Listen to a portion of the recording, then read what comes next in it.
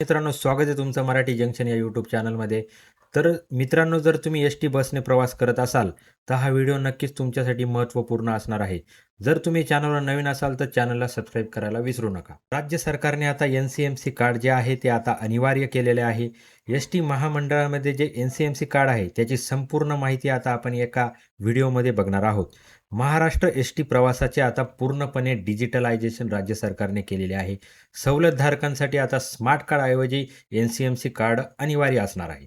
एक देश एक कार्ड मोहिमेअंतर्गत हा मोठा निर्णय आता राज्य सरकारने घेतलेला आहे. NCMC कार्ड म्हणजे नक्की काय? पूर्ण नाव नॅशनल कॉमन मोबिलिटी कार्ड. हे एक नॅशनल डिजिटल वॉलेट म्हणून काम करते. फक्त एस-टीच नाही तर मेट्रो आणि रेल्वेसाठी हेच कार्ड आता चालणार आहे. कंडक्टरकडील नवीन ATM मशीनवर हे कार्ड आता टॅप करता येणार आहे. कोणाला हे कार्ड काढणे गरजेचे आहे? तर यामध्ये मित्रांनो, अमृत ज्येष्ठ नागरिक म्हणजेच 75 वर्षावरील जे मोफत प्रवास करणारे प्रवासी आहेत त्यांच्यासाठी हे कार्ड आवश्यक असणार आहे. त्यानंतर महिला सन्मान म्हणजेच महिलांसाठी 50% सवलत घेणाऱ्या ज्या काही महिला आहेत त्यांच्यासाठी हे कार्ड अनिवार्य आहे. त्यानंतर ज्येष्ठ नागरिक जे 65 ते 75 वयोगटातील प्रवासी आहेत त्यांच्यासाठी हे कार्ड अनिवार्य असणार आहे.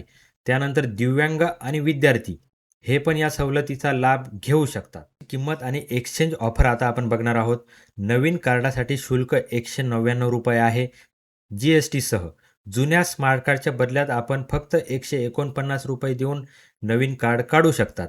हे कार्ड 10 वर्षासाठी व्हॅलिड असणार आहे मित्रांनो. कार्ड जर तुमचे गहाळ झाले तर नवीन कार्ड तुम्हाला काढावे लागणार आहे. NCMC कार्डसाठी रिचार्ज आणि बॅलन्सचे नियम काय असणार आहेत ते आपण आता बघणार आहोत. किमान मिनिमम बॅलन्स ₹100 असणे आवश्यक आहे.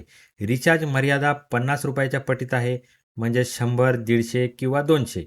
जास्तीत जास्त 2000 पर्यंत कार्डमध्ये पैसे तुम्हाला ठेवता येणार आहे. त्यानंतर रिचार्जची जी सुविधा आहे ती सर्व एस टी आगार आणि कंडक्टरकडे उपलब्ध असणार आहे. NCMC कार्डसाठी आवश्यक कागदपत्र म्हणजेच डॉक्युमेंट काय लागणार आहे ते आपण आता बघणार आहोत. तर आधार कार्ड, ओळख पटवण्यासाठी सर्वात महत्त्वाचे म्हणजे तुमचे आधार कार्ड लागणार आहे. त्यानंतर मोबाईल नंबर म्हणजेच तुमचा जो मोबाईल नंबर काय असेल त्यावर OTP येणार आहे आणि तो नोंदणीसाठी अनिवार्य केलेला आहे. त्यानंतर सवलत पुरावा म्हणून विद्यार्थ्यांसाठी शालेय सरल ID आणि दिव्यांग नागरिकांसाठी UDID कार्ड आवश्यक असणार आहे. त्यानंतर नोंदणीसाठी स्थानिक एस-टी आगारात तुम्हाला जावे लागणार आहे मित्रांनो. NCMC कार्डचे आता काय फायदे आहेत ते आपण आता बघणार आहोत. देशभरात कुठेही प्रवासासाठी तुम्ही एकाच कार्डचा आता वापर करू शकतात. सुट्ट्या पैशांच्या वादातून प्रवाशांची आता कायमस्वरूपी सुटका होणार आहे. सवलतधारकांच्या नोंदीमध्ये आता पूर्णपणे पारदर्शकता येणार आहे. बँक खात्याची लिंक असल्याने व्यवहार हा अगदी सुरक्षित असणार आहे. काय निष्कर्ष निघणार आहे आणि नागरिकांना काय आव्हान आहे ते आपण आता बघणार आहोत. लवकरच तुमचे जुने स्मार्ट कार्ड जे काही असेल ते बदलून घ्या आणि नवीन स्मार्ट कार्ड काढून घ्या. त्यानंतर एस-टी प्रवासामध्ये आता आधुनिक तंत्रज्ञानाचा तुम्ही वापर करा आणि ही माहिती जर तुम्हाला आवडली असेल तर चॅनलला सबस्क्राईब करायला विसरू नका. तर धन्यवाद. आपला प्रवास सुखकर होवो.